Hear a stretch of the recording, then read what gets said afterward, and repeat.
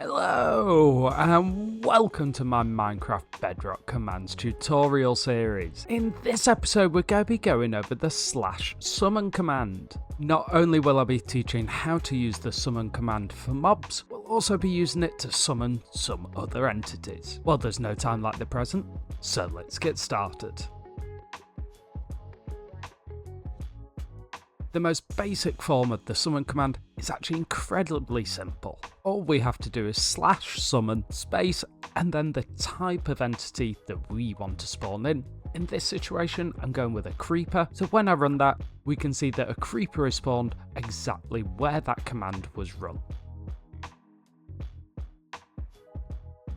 But we may not want to run the summon command and have the entity spawn exactly where the command was run. Therefore, we can actually use coordinates, hard or relative ones, to spawn an entity exactly where we want it. Simply after our /summon creeper, we put a space and then we put our coordinates. In this situation, I'm using relative coordinates by using the tilde symbol, but as I mentioned before, you can use hard numbered coordinates. Now when I run this command, a creeper will spawn 4 blocks in front of me.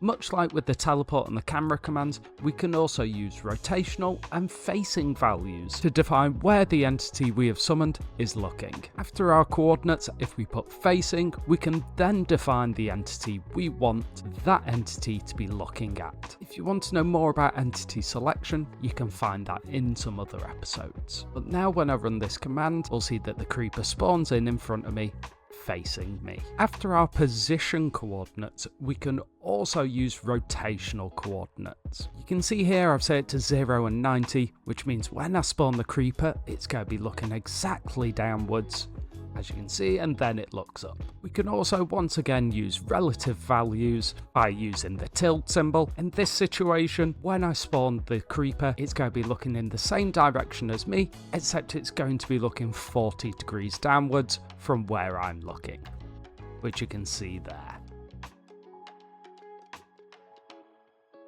The next variable that we have access to with the summon command, spawn events can summon in mobs with unique traits that might be important for our game. Creepers are actually perfect to demonstrate this because we can get charged creepers. To select a spawn event to occur upon summoning, we place down our spawn event after our facing value. For a charged creeper, we use the spawn event of Minecraft become_charged. And when I run that, we can see that we get a unique charged creeper. There are many different types of spawn events, far too many for me to go through in a short tutorial video, so I'll leave a link in the description to this video to all of the spawn events. Most spawn events are actually unique to different mobs, so it's really interesting to see what possibilities we have. An example of another spawn event, this time not with a mob, but actually with an entity, is when we spawn a TNT minecart. When you spawn a TNT minecart normally, it's not going to explode immediately. However, with this spawn event of Minecraft on instant prime, when I run the command, the minecart spawns in and blows up immediately. There's only one more variable as part of the summon command, and that is entity name. When we summon in our entities, we can actually name them as part of the command. To name an entity after our spawn event, we just simply put in the name. You can either do this with or without quotation marks. However, if you want a space in the name, you are going to need to use quotation marks. But now when I run this command, a charged creeper is spawned in with the name Sparky Boy.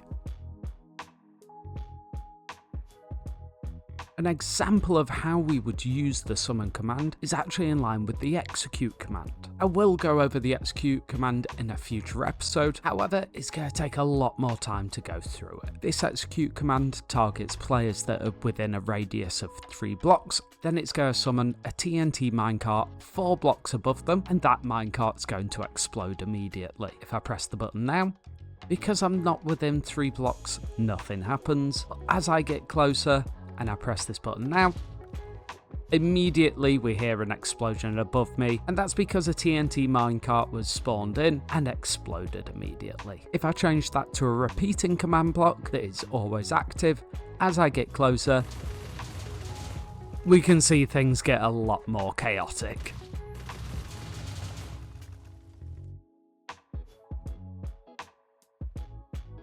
If you found this episode helpful, you might find my episode on the /give command helpful as well. But until next time, take care, and may your picks never break.